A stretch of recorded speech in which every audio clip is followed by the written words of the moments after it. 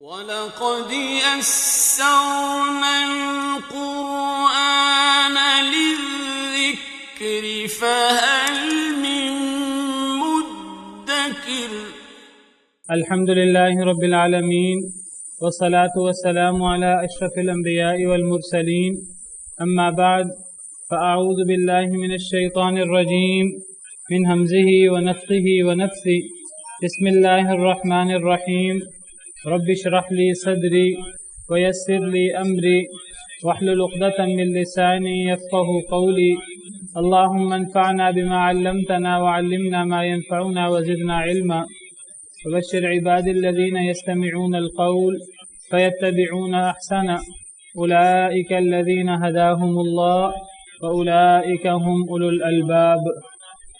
ولو شاء الله لجعلهم أمة واحدة ولكن يدخل من يشاء في رحمته والظالمون ما لهم من ولي ولا نصير. أم اتخذوا من دونه أولياء فالله هو الولي وهو يحيي الموتى وهو على كل شيء قدير. وما اختلفتم فيه من شيء فحكمه إلى الله ذلكم الله ربي عليه توكلت وإليه أنيب. ولو شاء الله لجعلهم أمة واحدة ولكن يدخل من يشاء في رحمته والظالمون ما لهم من ولي ولا نصير. پچھلی آیت کریمہ میں اللہ رب العالمین نے نبی کریم صلی اللہ علیہ وسلم پر جو اللہ رب العالمین کا ایک عظیم احسان ہے کہ اللہ نے آپ پر عربی قرآن وحی فرمایا، نازل فرمایا، تاکہ آپ مکہ والوں اور اس کے ارد گرد، مکہ مکرمہ کے ارد گرد جتنی بھی بستیاں ہیں ان تمام لوگوں کو، بستی والوں کو، سب کو ڈرائیں، تاکہ آپ تمام دنیا والوں کو ڈرائیں کہ اللہ رب العالمین نے ان کے لیے ایک نسخہ کیمیا بھیجا ہے، اللہ رب العالمین نے ان کے لیے یہ پیغام بھیجا ہے قرآن کریم عمل کرنے کے لیے کہ وہ اس کو مانیں، اس پر عمل کریں۔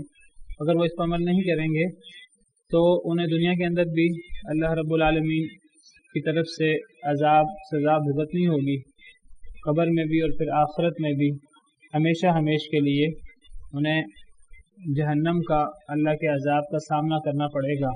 تو اللہ رب العالمین نے جب یہ قرآن بھیجا نبی صلی اللہ علیہ وسلم پر تو اللہ نے پہلے ہی فرما دیا کہ کچھ لوگ ایسے ہوں گے جو اس پیغام کو،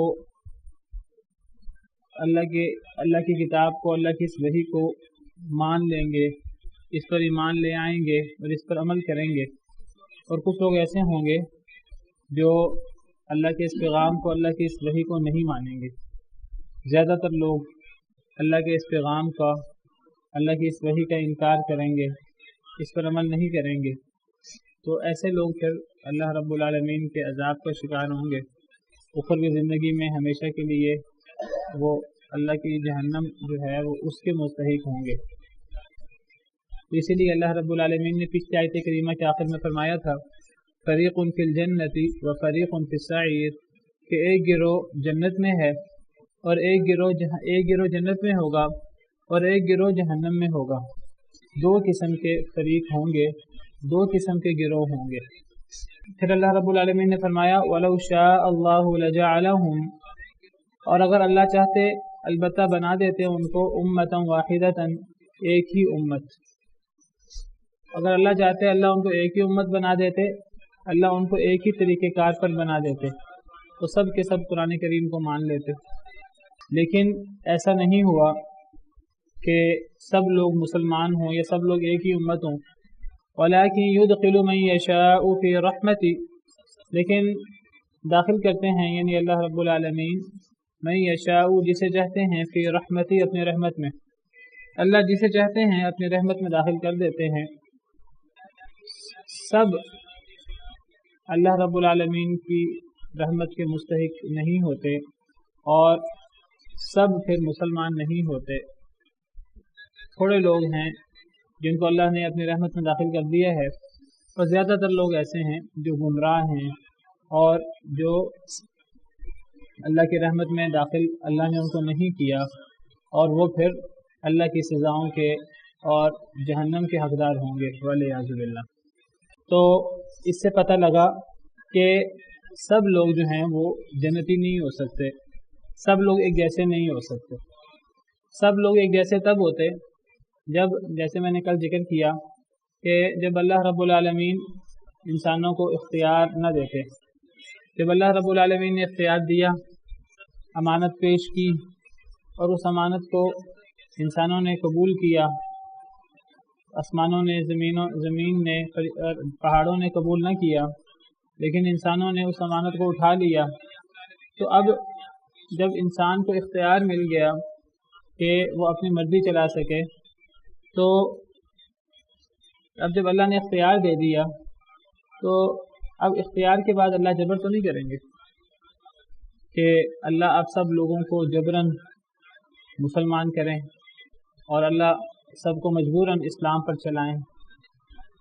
ہاں، اللہ کی طرف سے دعوت ضرور آئے گی، اللہ کی طرف سے وحی ضرور آتی ہے، اللہ کی طرف سے نبی ضرور مبعوث ہوتا ہے اور اللہ کا حکم ہوتا ہے، نبی پر اللہ تعالیٰ وحی بھی کرتے ہیں اور اللہ نبی کو حکم دیتے ہیں کہ اس وحی کو، اپنی نبوت کے پیغام کو پہنچائیں سب لوگوں تک پہنچانا ضروری ہوتا ہے، باقی لوگوں پر ٹھونسنا نہیں ہوتا۔ نہ اللہ رب العالمین نے لوگوں پر ٹھونسا ہے، انسانوں پر اختیار دیا ہے، اور نہ اللہ رب العالمین نے نبیوں کو اس کی اجازت دی ہے کہ آپ لوگوں پر جبراً اس دین کو نافذ کریں اور آپ لوگوں سے جبراً اسلام قبول کروائیں اور جبراً آپ لوگوں سے کلمے پڑھوائیں۔ اسی لیے اللہ رب العالمین نے فرمایا کہ وما انت علیہم بجبار، کہ اے نبی صلی اللہ علیہ وسلم آپ ان پر جبر کرنے والے نہیں ہیں، لست علیہم بمسیطر، آپ ان کے اوپر دروغہ نہیں ہیں، آپ کا کام صرف نصیحت کرنا ہے، آپ کا کام پہنچانا ہے۔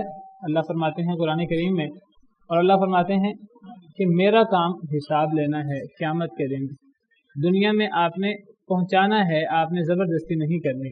ما علی الرسول الا البلاغ، فرمایا کہ نہیں ہے رسول پر مگر واضح پہنچا دینا، رسول کا کام صرف پہنچانا ہوتا ہے۔ وما علی الرسول الا البلاغ المبین، سورہ عنکبوت آیت نمبر 18، نہیں ہے رسول پر مگر واضح پہنچا دینا۔ تو قرآن کریم میں جگہ جگہ اللہ رب العالمین اس حقیقت کو واضح فرماتے ہیں۔ تو نبی کا کام ہے پہنچانا، اور اللہ کا کام ہے کہ اگر لوگ بات نہ مانیں تو پھر اللہ رب العالمین کا کام ہے حساب لینا۔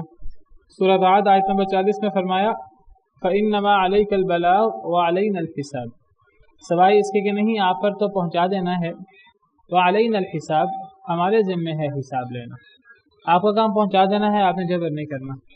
تو گویا کہ ان آیات کریمہ سے پتہ لگا کہ اللہ رب العالمین نے انسانوں کو اختیار دیا ہے۔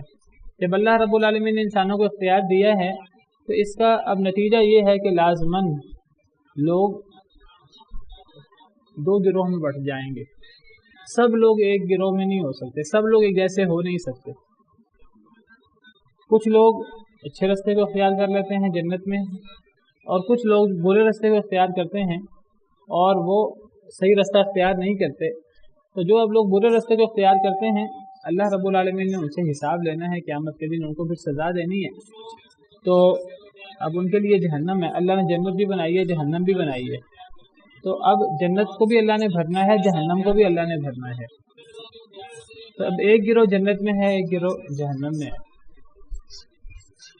تو اگر اللہ چاہتے اللہ سب کو ایک امت بنا دیتے، لیکن اللہ نے نہیں بنایا، اللہ نے اختیار دیا۔ اللہ جس کو چاہتے ہیں اپنی رحمت میں داخل فرماتے ہیں۔ ایک اور آیت کریمہ میں اللہ فرماتے ہیں وَلَوْ شِئْنَا لَآتَيْنَا كُلَّ نَفْسٍ هُدَاهَا، سورہ سجدہ آیت نمبر 13، اگر ہم چاہتے تو البتہ ہم دے دیتے ہر نفس کو ہدایت، اگر ہم چاہتے تو ہر انسان کو ہم ہدایت یافتہ کر دیتے، ہر انسان کو ہم ہدایت دے دیتے۔ ولیکن حق القول منی، لیکن میری بات حق ثابت ہو جائے، لأملأن جہنم من الجنة والناس اجمعین، البتہ میں ضرور بھر دوں گا جہنم کو جنوں سے اور لوگوں سے، سب سے۔ جب شیطان نے اللہ رب العالمین کی نافرمانی کی تھی، جنوں کو بھی اللہ نے اختیار دیا ہوا، جب شیطان نے اللہ رب العالمین کی نافرمانی کی تو اللہ رب العالمین نے فرمایا، شیطان نے کہا مجھے مہلت دے دیجیے، اللہ نے مہلت دے دی۔ شیطان نے کہا میں آدم کی وجہ سے گمراہ ہوا ہوں، لہٰذا میں اب آدم کو بہکاؤں گا، آدم کو اور اس کی اولاد کو۔ تو اللہ نے شیطان کے چیلنج قبول فرمایا اور اللہ نے فرمایا کہ تو نے جس کو بہکانا ہے بہکا لے، میں تجھ سے اور تیرے پیروی کرنے والے سب لوگوں سے جہنم کو بھر دوں گا۔ تو اب اللہ کی یہ بات بھی پوری ہوگی، اور جو لوگ شیطان کی پیروی کریں گے تو شیطان اور ان سب لوگوں کو اللہ نے ان کے لیے جہنم بنائی ہے، اور جو لوگ شیطان کو دشمن سمجھ کر اس سے دور رہیں گے تو ایسے لوگوں کے لیے اللہ نے جنت تیار کی ہے۔ تو اب یہ سمجھنا کہ سب لوگ جنتی ہو جائیں تو سب لوگ جنتی ہو نہیں سکتے۔ ایک اور آیت کریمہ میں اللہ رب العالمین نے اس بات کا اس طرح جواب دیا ہے، وَمَا كَانَ لِنَفْسٍ أَن تُؤْمِنَ إِلَّا بِإِذْنِ اللَّهِ، سورہ یونس آیت نمبر 99 اور 100۔ اللہ فرماتے ہیں وَلَوْ شَاءَ رَبُّكَ لَآمَنَ مَن فِي الْأَرْضِ كُلُّهُمْ جَمِيعًا، اگر آپ کا رب چاہتا ہے اللہ کے نبی صلی اللہ علیہ وسلم تو البتہ زمین کے سارے لوگ ایمان لے آتے، زمین میں جتنے لوگ ہیں وہ سب ایمان لے آتے، لیکن اللہ نے ایسا چاہا ہی نہیں۔ اللہ نے تو اختیار دے دیا ہے انسان کو، تو اللہ نے یہ نہیں چاہا کہ سب ایمان لے آئیں۔ اب جب اللہ نے اختیار دے دیا ہے، جب اختیار دیا ہے تو اس کا نتیجہ یہ ہے کہ دونوں طرح کے لوگ ہوں گے۔ پھر اللہ تعالیٰ فرماتے ہیں أَفَأَنْتَ تُكْرِهُ النَّاسَ حَتَّى يَكُونُوا مُؤْمِنِينَ، کیا پس آپ مجبور کریں گے لوگوں کو کہ وہ مومن بن جائیں؟ جب اللہ نے مجبور نہیں کیا لوگوں کو تو اب اے نبی اب آپ بھی لوگوں کو مجبور نہیں کر سکتے۔ اللہ تعالیٰ انکار کے انداز میں یہاں بات کر رہے ہیں۔ اللہ فرماتے ہیں اللہ نے تو اختیار دے دیا ہے، جب اللہ نے اختیار دے دیا ہے گویا کہ اب سب مومن نہیں ہو سکتے۔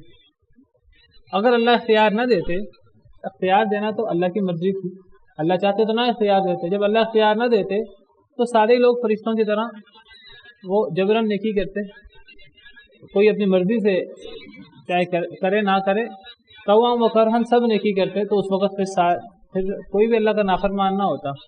لیکن ایسے لوگوں کے لیے پھر یاد رکھیے جنت جہنم بھی نہیں ہے۔ جو اپنی مرضی سے نیکی نہیں کرتا پھر اس کے لیے جنت جہنم بھی نہیں ہے، کیونکہ اس کا تو امتحان ہی نہیں ہے۔ آسمان، زمین، فرشتے، دیگر مخلوقات یہ سب کے سب مکلف نہیں ہیں، اگرچہ سب نیک ہیں، سب طوعاً و کرہاً اللہ کے احکامات کے پابند ہیں۔ اللہ نے زمین و آسمان کو فرمایا تھا کہ ایتیا طوعاً او کرہا، کہ میرے حکم کے مطابق آ جاؤ، خوشی سے میرے حکم ماننا چاہتے ہو تب بھی مانو، نہیں خوشی سے ماننا چاہتے پھر بھی ماننا پڑے گا۔ تو انہوں نے کہا تھا قالتا اتینا طائعین، انہوں نے کہا ہم خوشی سے مانیں گے، اے اللہ ہم خوشی سے مانتے ہیں۔ اللہ نے ان کو اختیار نہیں دیا، وہ مجبور ہیں اللہ کی بات ماننے پر۔ نہ فرشتوں کے پاس یہ اختیار ہے، نہ دیگر مخلوقات کے پاس یہ اختیار ہے، انسان اور جنوں کے علاوہ کسی کے پاس یہ اختیار نہیں ہے۔ جب کسی کے پاس یہ اختیار نہیں ہے، اب اگر اللہ کے بنائے ہوئے نظام کے مطابق چل رہے ہیں، وہ اللہ کے حکم کی خلاف ورزی بھی نہیں کر سکتے، وہ اپنی مرضی بھی نہیں چلا سکتے۔ مخلوقات بڑی بڑی ہیں، تو اب ان کی ساری نیکیوں، ان کی ساری اللہ کی تسبیح اور اللہ کی ذکر، ہر وقت فرشتے اللہ کی تسبیح کرتے ہیں، دن رات اللہ کی تسبیح کرتے ہیں، اللہ کی باتیں مانتے ہیں، لیکن ان کے لیے جنت نہیں ہے۔ وجہ یہ ہے کہ وہ یہ کام اپنے اختیار سے نہیں کرتے۔ جب اللہ نے انسان کو اختیار دیا ہے تو اب اختیار کے ساتھ پھر دوسرا اختیار بھی ہے نہ کرنے کا۔ اب اگر اللہ اختیار دے کر لوگوں کو مجبور کریں تو گویا کہ پھر اللہ کا اختیار دینے کا مطلب نہیں بنتا، پھر گویا کہ اللہ اپنی ہی بات کی خلاف ورزی کریں گے۔ تو اس لیے اللہ رب العالمین نے جب لوگوں کو اختیار دے دیا تو اس کا مطلب یہ ہے کہ اللہ لوگوں کو جبر نہیں کریں گے سب مسلمان ہو جائیں، اور اگر اللہ لوگوں کو جبر کر دیتے بالفرض تو پھر اللہ اختیار نہ دیتے، جب اختیار نہ دیتے تو پھر جنت جہنم نہ ہوتی، تب بھی جنت جہنم نہ ہوتی۔ اختیار دینے کا مطلب اور اس کا نتیجہ ہے جنت جہنم، اور جب اختیار دیا اللہ کو پہلے ہی پتا تھا، اللہ نے جنت جہنم پہلے ہی بنا لیے، تو اب جنت بھی بھرے گی جہنم بھی بھرے گی، دونوں بھریں گی۔ جنت ان لوگوں سے بھرے گی جو اللہ رب العالمین کے دیے ہوئے اختیار کے باوجود اللہ رب العالمین کو راضی کرنے کی کوشش کریں گے، اور جہنم ان لوگوں سے بھرے گی جو اللہ کے اختیار دینے کے بعد اللہ رب العالمین کی بات نہیں مانیں گے، تو پھر ایسے لوگوں سے اور شیطان سے اللہ جہنم کو بھر دیں گے، تو جنت بھی بھرے گی جہنم بھی بھرے گی۔ تو اللہ فرماتے ہیں کہ اگر اللہ چاہتے تو زمین والے سارے ہی ایمان لے آتے اور اللہ اختیار نہ دیتے۔ اب جب اللہ نے اختیار دے دیا ہے اب سارے ایمان نہیں لا سکتے۔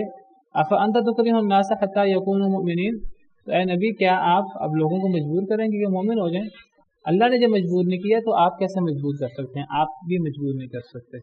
جب اللہ نے مجبور نہیں کیا، جب نبی مجبور نہیں کر سکتے، نبی دروغہ نہیں ہے، نبی جبر کرنے والے نہیں ہیں، تو پھر نبی کے ورثاء علماء وہ کیسے دروغہ بن سکتے ہیں؟ وہ کیسے جبرن لوگوں سے ڈنڈے کے زور پر کلمہ پڑھوا سکتے ہیں؟ کسی انسان کا، کسی عالم کا یہ کام نہیں ہے کہ لوگوں سے ڈنڈے کے زور پہ کلمہ پڑھائے۔ ڈنڈے کے زور پہ کلمہ پڑھایا جائے وہ اسلام قبول ہی نہیں ہے اللہ کے ہاں، جبری اسلام تو قبول ہی نہیں ہے۔ تو بندہ پڑھوا بھی دے اس کا فائدہ کوئی نہیں ہے، اور اللہ کا یہ تقاضا بھی نہیں ہے، اللہ کی ناراضگی ہے۔ دین کے اندر اسلام کے لیے دعوت دینے کا حکم ہے، اگر ایک بندہ اپنی مرضی سے اسلام قبول کرے تو ایسا اسلام قبول ہوتا ہے، جبری اسلام وہ قبول ہی نہیں ہے۔ جنوں کے پاس بھی اختیار ہے، جنوں میں سے بھی نیک اور برے لوگ ہیں۔ جی کیا انسان انسانوں کو نہیں بھٹکاتے؟ تو شیطانوں کو بھٹکا سکتے ہیں، کوئی ایسی بات نہیں ہے۔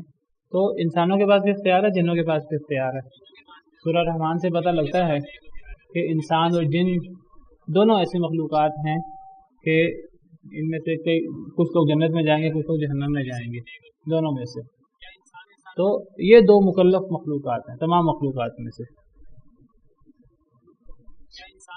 بلکہ میں آپ سے ذکر کروں کہ شیطان زیادہ بھڑکاتا ہے ہمیں، لیکن عام طور پر ہماری گمراہی کے باعث ہمارے سامنے موجود لوگ وہ زیادہ گمراہی کے باعث بنتے ہیں۔ اگرچہ آپ کہہ سکتے ہیں کہ ان لوگوں کی گمراہی کے باعث بھی شیطان ہے، لیکن براہ راست جو ہمیں گمراہ کرنے والے ہوتے ہیں زیادہ تر ہمارے انسان ہی ہوتے ہیں۔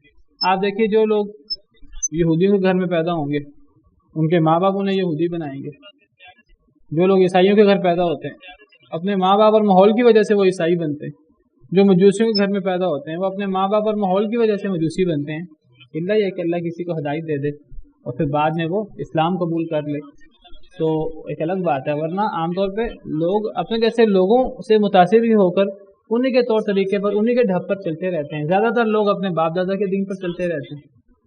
میں یہ نہیں کہہ رہا کہ شیطان گمراہ نہیں کرتا، شیطان بھی گمراہ کرتا ہے۔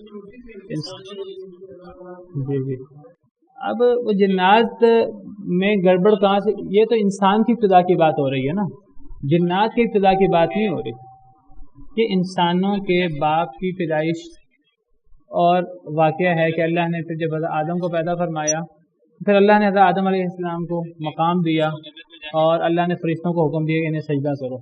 وہ ہے کہ انسان کی ابتدا کی تاریخ بیان ہو رہی ہے، لیکن جنوں کی ابتدا کیسے ہوئی اس کی تاریخ بیان نہیں ہو رہی، اور انسان کو کیسے شیطان گمراہ کرتا ہے اور کیوں گمراہ کرتا ہے اس کی وجہ بیان ہو رہی ہے، لیکن جن کیسے گمراہ ہوتے ہیں اور جنوں کی گمراہی کی ابتدا کیسے ہوئی وہ اللہ نے ہمارے سامنے بیان نہیں کیا۔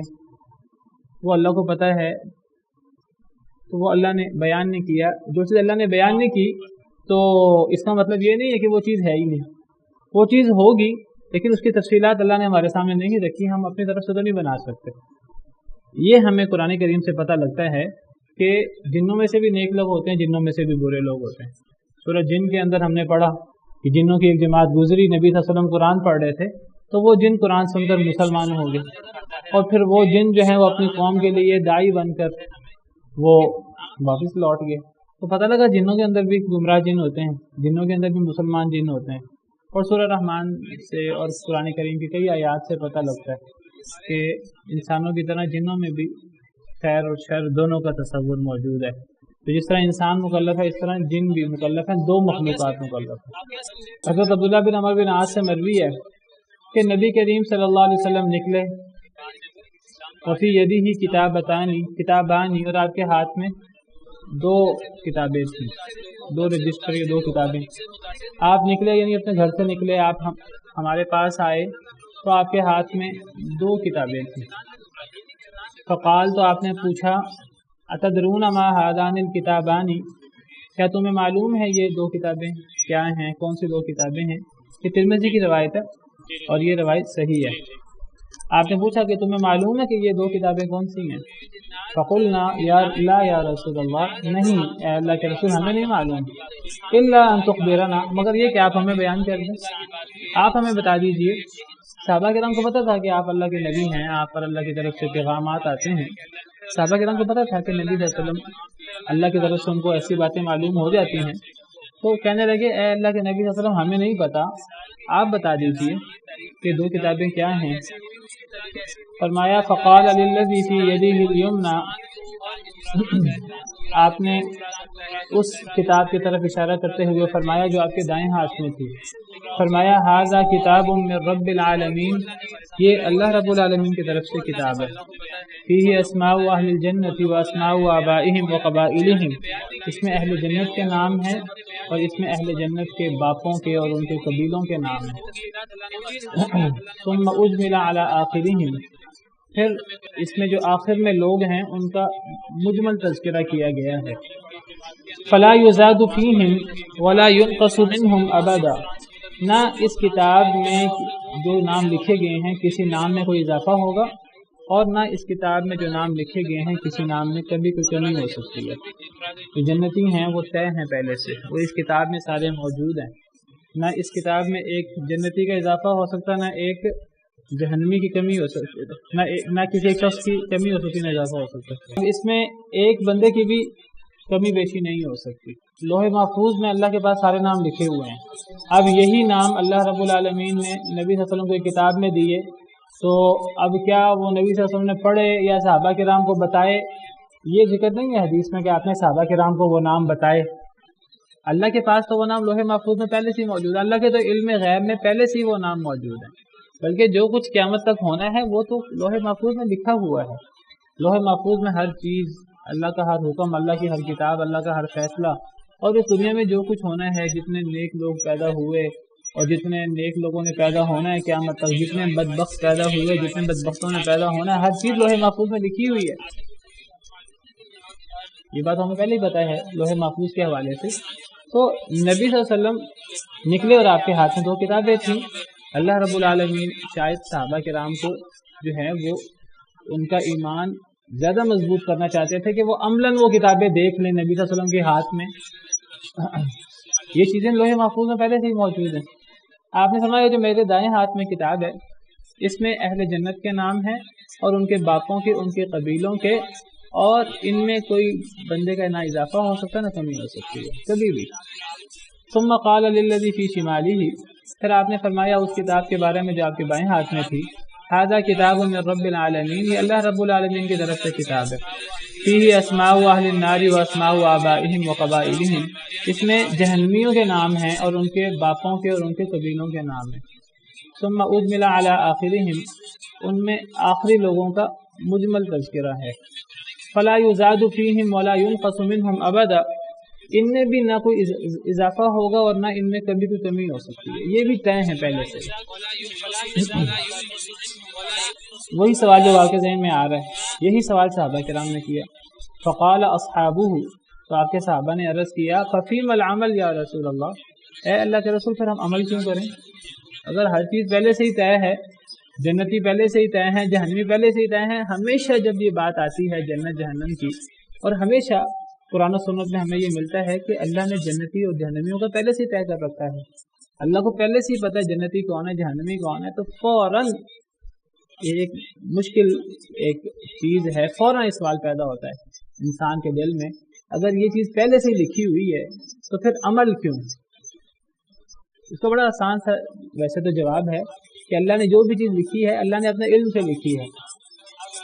اللہ نے جو بھی چیز لکھی ہے اللہ کا علم تو مستقبل کے یہ ماضی حال مستقبل سب اللہ کی مخلوق ہے. جو کچھ قیامت کے دن ہونا ہے تو اللہ کو تو پہلے ہی پتہ کیا ہونا ہے قیامت کے دن, کیونکہ مستقبل بھی اللہ کی مخلوق ہے نا. اللہ کے لیے کیا مشکل ہے, اللہ مستقبل میں جھانک لیں. اللہ تو عالم الغیب ہے اور اللہ کا علم کتنا وسیع ہے وہ ہم کتاب و سنت میں اس کی بہت سارے مثالیں اور چیزیں پڑھتے آتے ہیں. تو اللہ کے لیے یہ چیز کوئی مشکل نہیں ہے. بہرحال صحابہ کرام نے سوال کیا, اب نبی صلی اللہ علیہ وسلم نے کیا جواب دیا؟ صحابہ کرام نے عرض کیا ففیم العمل یا رسول اللہ, پھر عمل کیوں کریں ہم اے اللہ کے رسول, پھر عمل کی کیا ضرورت ہے؟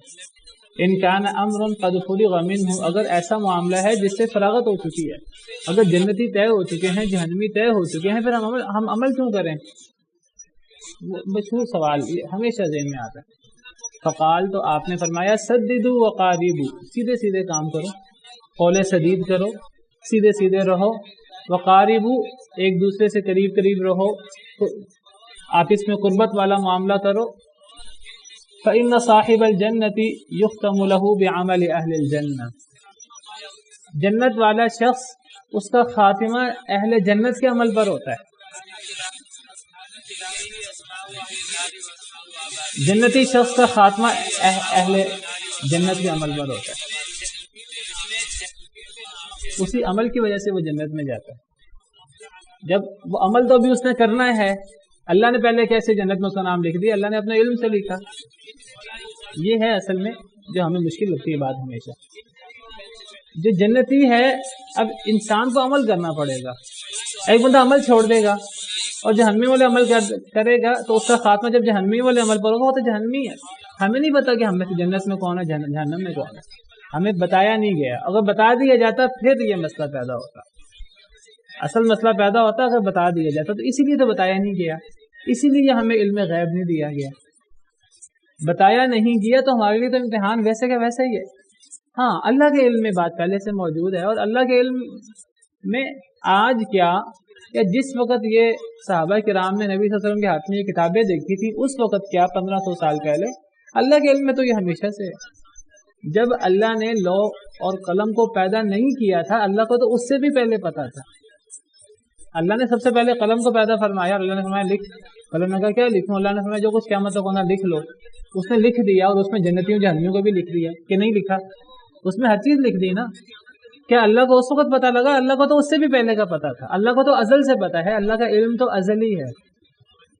تو یہ کوئی ایسی چیز نہیں ہے کہ جس سے ہم پریشان ہوں. شیطان اس چیز میں آ کر ہمارے ذہن میں وسوسہ ڈالتا ہے اور ہمیں تقدیر کے بارے میں پریشان کر دیتا ہے ہمیں. تو یہ بات یاد رکھیے, آپ نے یہی فرمایا, آپ نے فرمایا تمہارا کام ہے عمل کرنا, تم قول سدید کرتے رہو جو اللہ کا حکم ہے. یا ایھا الذین آمنوا اتقوا اللہ وقولوا قولا سدیدا, اللہ کے حکم پر عمل کرتے رہو, قریب قریب رہو, قربت والے عمل اختیار کرو. جنت والا شخص ہے اس کا خاتمہ اہل جنت کے عمل پر ہوگا. وہ اہل جنت کا عمل کرے گا اور اس پر اس کا خاتمہ ہوگا, وہ جنتی ہوگا. وَإِنْ عَمِلَ أَيَّ عَمَلٍ, چاہے وہ اس سے پہلے جو بھی عمل کرتا رہا ہو, جس کا خاتمہ اہل جنت کا عمل پر ہوگا وہ جنتی ہوگا. کیونکہ عمل کا دار و مدار خواتین پر ہوتا ہے, آخری عمل کا اعتبار ہوتا ہے. اور مشہور حدیث آپ نے سنی ہوئی ہے کہ جو مرتے وقت لا الہ الا اللہ پڑھ لے وہ جنتی ہوتا ہے خالص دل سے, چاہے وہ اس سے پہلے جو مرضی عمل کرتا ہو. ایک بندہ شرک کرتا ہو, مرتے وقت موحد ہو جائے, اس سے پہلے کچھ پہلے توبہ کر لے, موحد ہو جائے اور اہل جنت کے عمل پر. آپ کے پاس ایسے صحابی بھی تھے ایمان لائے اور ایمان لانے کے بعد کلمہ پڑھا آپ کے ہاتھ میں, آپ سے مسئلے پوچھے, سیکھا دین, واپس جانے لگے, واپس جاتے جاتے سواری سے گر کر مر گئے, فوت ہو گئے. تو آپ نے فرمایا کہ عمل تو بڑا تھوڑا کیا ہے, عمل اجر بہت زیادہ پائیں گے.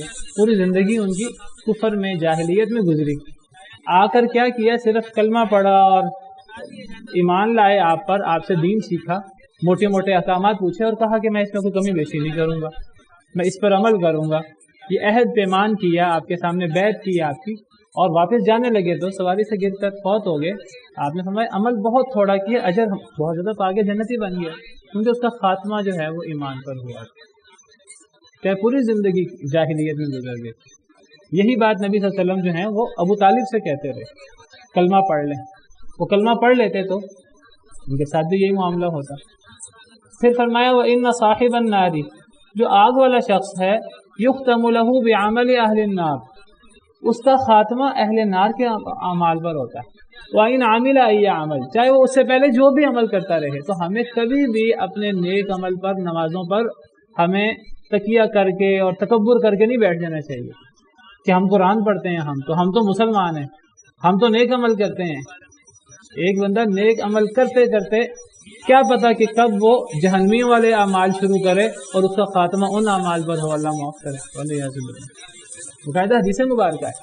آپ نے فرمایا کہ ایک بندہ برے اعمال کرتا رہتا ہے حتیٰ کہ اس پر تقدیر غالب آ جاتی ہے، وہ نیک اعمال شروع کر دیتا ہے اور اس کا خاتمہ نیک عمل پر ہوتا ہے اور وہ جنتی ہو جاتا ہے. حدیث کا مفہوم ہے.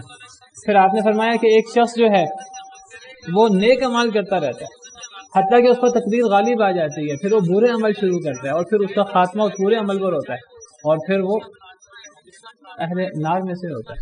ولیعذ باللہ. تو تب بھی صحابہ کرام نے یہی سوال کیا تھا پھر ہم عمل کیوں کریں؟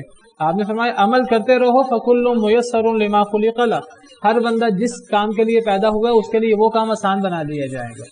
ایک بندہ جنتی ہے، جنتیوں والے کام اس کے لیے آسان ہوں گے، وہ جنتیوں والے کام کرے گا. اور ایک بندہ جہنمی ہے، اس کے لیے جہنمیوں والے کام آسان ہوں گے. ہمارا کام ہے عمل کرنا. بالکل یہی. آج بات یاد رکھیے، موسیقی کا اور قرآن کا مقابلہ ہے آپس میں. جو بندہ موسیقی سنتا ہے وہ قرآن نہیں سنتا، جو قرآن سنتا ہے وہ موسیقی سے دور بھاگتا ہے. یہ دو چیزیں اکٹھی نہیں ہو سکتی. سورہ لقمان کے شروع میں اللہ رب العالمین نے موسیقی کا اور قرآن کا تقابل کیا آپس میں. اللہ فرماتے ہیں جو بندہ موسیقی سنتا ہے، لہو الحدیث کے پیچھے پڑتا ہے، تو ایسا بندہ، ایک آیت میں اس کا ذکر کیا اور اگلی آیت میں اللہ نے اس کا ذکر کیا جو قرآن سنتا ہے. جو موسیقی سنتا ہے اس کے بارے میں اللہ نے فرمایا کہ وہ اللہ کی آیتوں سے دور بھاگتا ہے.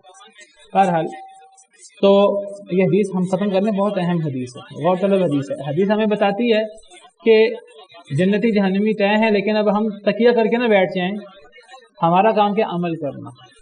جس عمل پر خاتمہ ہوگا ہمیں نہیں پتا ہم جنتی ہیں یا جہنمی، اللہ کو پتا ہے. تو فرمایا کہ جو آگ والا ہے اس کا خاتمہ آگ والوں کے عمل پر ہوتا ہے، چاہے وہ کوئی بھی عمل کرتا رہے اس سے پہلے. ثم قال رسول اللہ صلی اللہ علیہ وسلم بیدیہ فنبذہما، پھر نبی صلی اللہ علیہ وسلم نے اپنے ہاتھ سے ایسے اشارہ کیا کہ آپ نے ان دونوں کتابوں کو پھینک دیا. پھر آپ نے فرمایا فرغ ربکم من العباد، اللہ بندوں سے فارغ ہو گئے ہیں. فریق فی الجنۃ و فریق فی السعیر، ایک گروہ جنت میں ہے، ایک گروہ جہنم میں ہے. اللہ یہ فیصلہ کر چکے ہیں اور یہ بات اللہ تو لکھ چکے ہیں اور یہ بات پہلے سے ہی طے ہو چکی ہے. تو گویا کہ یہ اس آیت کریمہ کی اور اگلی آیت کریمہ کی بہترین تفسیر ہے اس حدیث مبارکہ میں. اس حدیث مبارکہ سے ہمیں پتہ لگتا ہے کہ اللہ کے علم سابق میں یہ ساری باتیں پہلے سے ہی موجود ہیں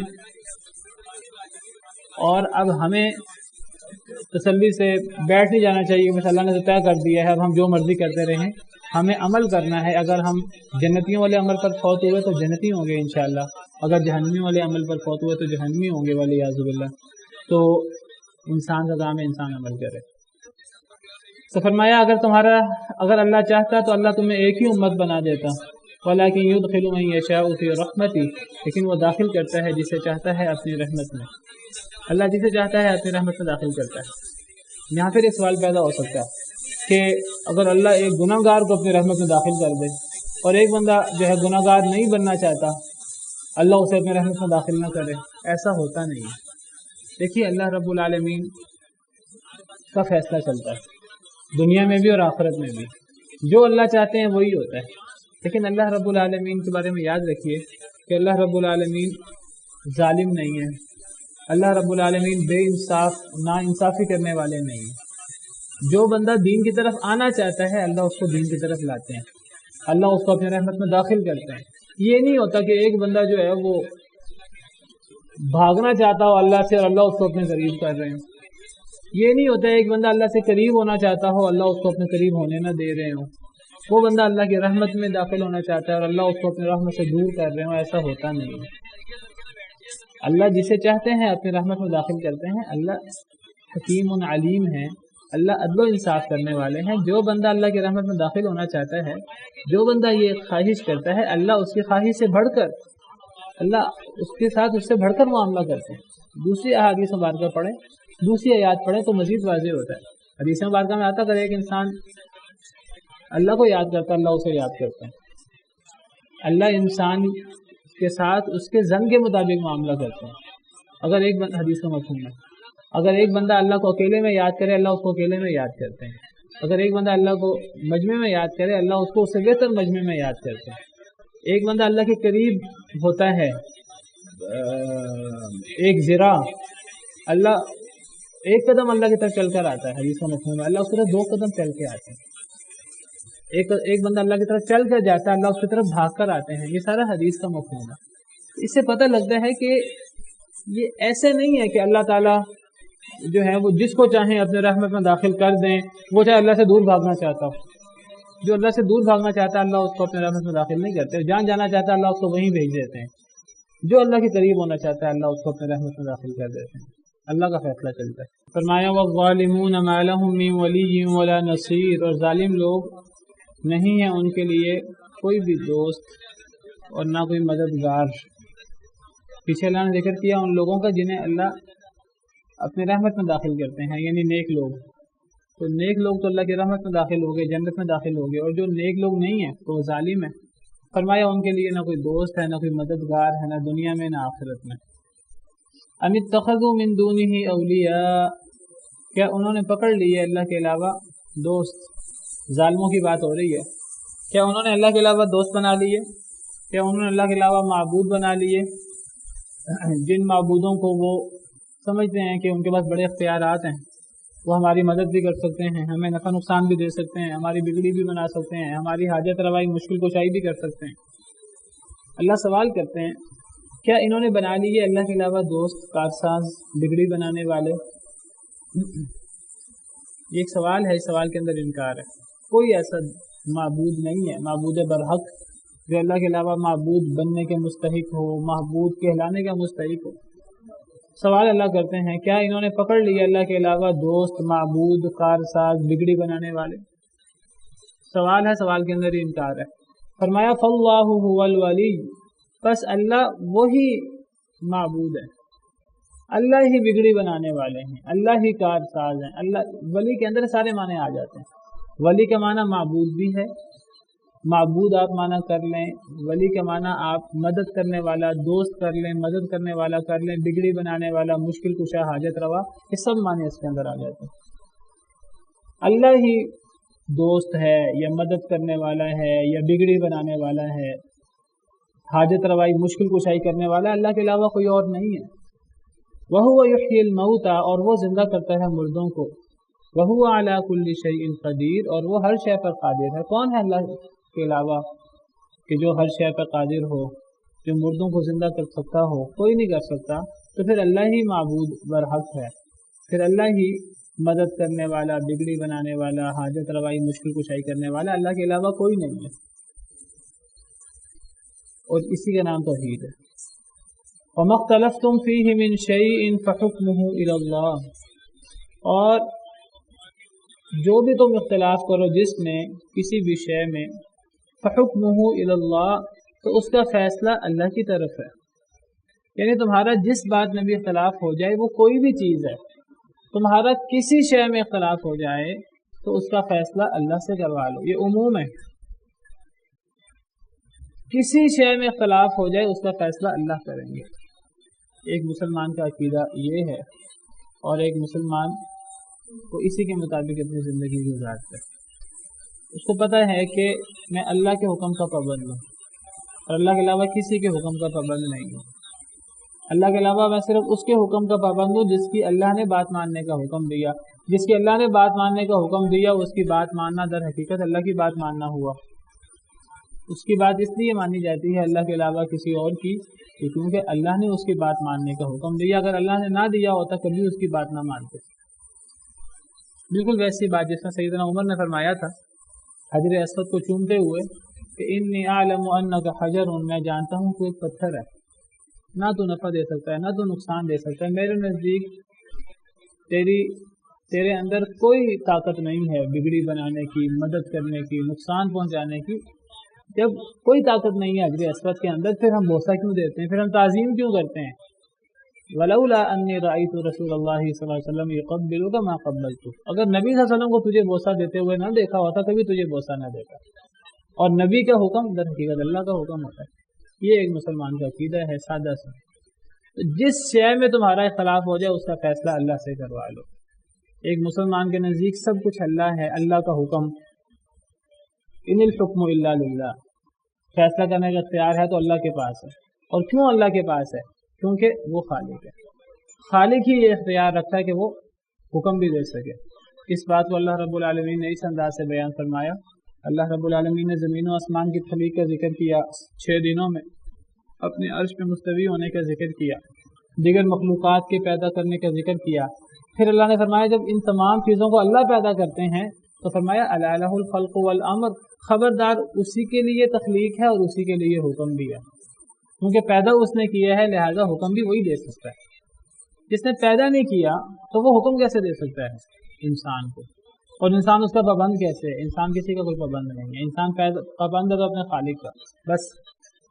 فالحکم للہ العلی الکبیر، فیصلہ ہے تو اللہ کے لیے جو سب سے بلند ہے اور سب سے بڑا ہے۔ ان الحکم الا للہ، نہیں ہے فیصلہ مگر اللہ کا۔ تو اختلاف میں حل کیسے کریں گے؟ اختلاف کو اللہ کا حکم آ جائے تو ہر بات چھوڑ دیں گے، جو اختلاف ہو جائے اس کا فیصلہ اللہ سے کروا لو۔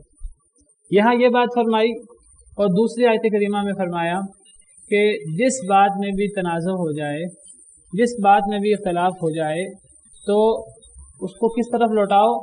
اللہ اور رسول کی طرف۔ سورہ نساء آیت نمبر 59 فرمایا کہ یا ایھا الذین آمنوا اطیعوا اللہ واطیعوا الرسول واولی الامر منکم، اے ایمان والو اللہ کی بھی اطاعت کرو، رسول کی بھی اطاعت کرو، اولی الامر کی بھی اطاعت کرو۔ ہم تو صرف ایک اللہ کی بات ماننے کے پابند ہیں۔ جب اللہ ہمیں حکم دیتے ہیں کہ میری بھی بات مانو، رسول کی بات بھی مانو، تو ہم رسول کی بات ماننے کے پابند اس لیے ہیں کہ اللہ نے ہمیں اس کی بات ماننے کا حکم دیا۔ رسول کی اطاعت غیر مشروط ہوتی ہے، اور اولی الامر کی بات ماننے کا حکم دیا، حکمرانوں کی، علماء کی، ان کی اطاعت مشروط ہے۔ اللہ نے ہمیں ان کی بات ماننے کا حکم دیا، ہم ان کی بات بھی مانتے ہیں جو اللہ کے حکم کے مطابق ہے، کیونکہ دوسری آیات اور احادیث سے پتہ لگتا ہے کہ لا طاعۃ لمخلوق فی معصیۃ الخالق، کہ اللہ کے نافرمانی میں کسی مخلوق کی اطاعت نہیں ہو سکتی، اور نبی تو اللہ کے نافرمانی کا حکم دے ہی نہیں سکتا، نبی معصوم ہوتا ہے، تو نبی کے علاوہ باقی معصوم نہیں ہے۔ اگر وہ اللہ کے علاوہ اللہ کے نافرمانی کا حکم دیں گے وہ نہیں مانیں گے، ماں باپ ہوں، علماء ہوں، حکمران ہوں، ان کی بات نہیں مانیں گے اگر اللہ کی نافرمانی میں ہو۔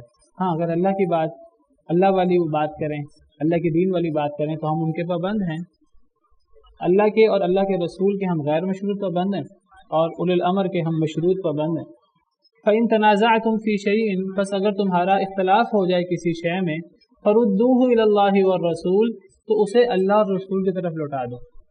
اگر کسی شے میں جھگڑا ہو جائے، اختلاف ہو جائے، حکمرانوں کی بات بھی ماننی ہے، علماء کی بات بھی ماننی ہے، جس کی اللہ نے بات ماننے کا حکم دیا، دوسری آیات اور احادیث سے پتہ لگتا ہے بڑوں کی بات بھی ماننی ہے، اساتذہ کا بھی احترام کرنا ہے، ماں باپ کا بھی احترام کرنا ہے، ان کی بات بھی ماننی ہے، ان کی بھی اطاعت کرنی ہے۔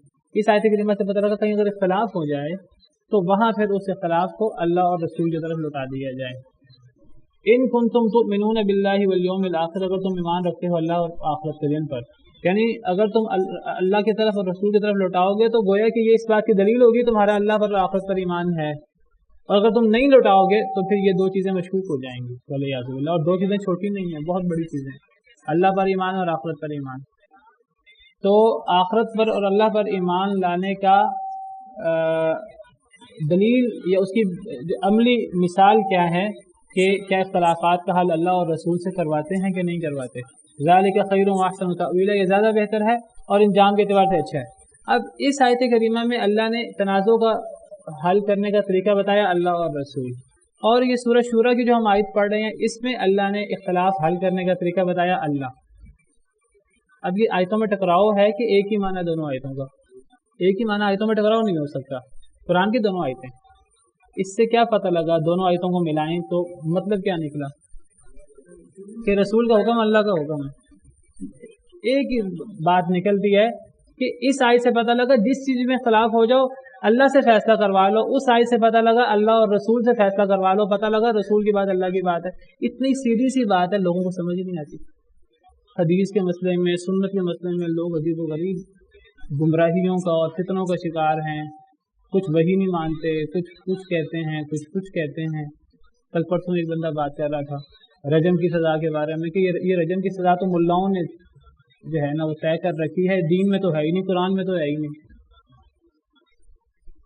نبی صلی اللہ علیہ وسلم نے فرمایا، احادیث مبارکہ میں موجود ہے، نبی کا حکم اللہ کا حکم ہوتا ہے۔ جس چیز میں اختلاف ہو جائے اللہ سے فیصلہ کروا لو، ایک آیت، دوسری آیت کہتی ہے اللہ اور رسول سے فیصلہ کروا لو، گویا کہ اللہ کے رسول کا فیصلہ اللہ کا فیصلہ ہے، اس سے زیادہ واضح نص کیا ہوگا؟ اور پھر قرآن کریم بھرا پڑا ہے۔ ہم حدیث سے دلیل نہیں دیتے، حدیث کی حجیت کی دلیل حدیث سے کیوں دیں؟ قرآن سے ہی دیتے ہیں۔ قرآن کہتا ہے وَمَا آتَاكُمُ الرَّسُولُ فَخُذُوهُ وَمَا نَهَاكُمْ عَنْهُ فَانْتَهُوا، جو رسول دیں لے لو، جس سے رسول روکیں رک جاؤ۔ اس سے زیادہ واضح آیت اور کیا ہوگی؟ قرآن کہتا ہے نبی اپنی مرضی سے نہیں کچھ کہتے، نبی تو جو بولتے ہیں وہ وہی ہوتی ہے۔ وَمَا يَنطِقُ عَنِ الْهَوَىٰ إِنْ هُوَ إِلَّا وَحْيٌ يُوحَىٰ۔ قرآن کی آیتیں تو اتنی واضح ہیں۔ قرآن کہتا ہے اطیعوا اللہ واطیعوا الرسول، قرآن کہتا ہے من یطع الرسول فقد اطاع اللہ، جو رسول کی اطاعت کرتا ہے وہ اللہ کی اطاعت کرتا ہے۔ قرآن کہتا ہے وما ارسلنا من رسول الا لیطاع باذن اللہ، ہم نے تو کبھی رسول بھیجا ہی نہیں مگر ہمیشہ ایک کام کے لیے ہی بھیجا ہے، اللہ کے حکم سے اس کی بات مانی جائے۔ نبی کی بات اللہ کی بات ہوتی ہے، اور نبی کی بات ماننا وہ اللہ کے حکم سے نبی کی بات مانی جاتی ہے، وہ اللہ کا حکم مانا جاتا ہے۔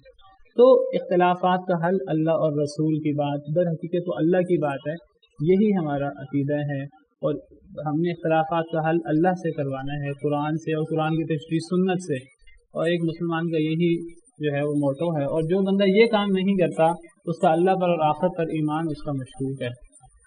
بہت زیادہ غور کرنے کی بات ہے۔ جو لوگ اللہ اور رسول کی بات کو پس پش ڈال دیتے ہیں، اس کی جگہ پر بڑوں کی بات، ماں باپ کی بات، کسی کی بات بھی اللہ اور رسول کی جگہ پر آ جائے، وہ ان کا احترام نہیں ہے، یہ دھوکہ ہے شیطان کا بہت بڑا، تو اس کے پیچھے نہیں پڑنا چاہیے۔ باقی انشاءاللہ آئندہ۔ سبحانک اللہم ربنا وبحمدک، اشہد ان لا الہ الا انت، استغفرک واتوب الیک۔ بالقرآن اهتديت في رحبه تحلو الحياة شوقا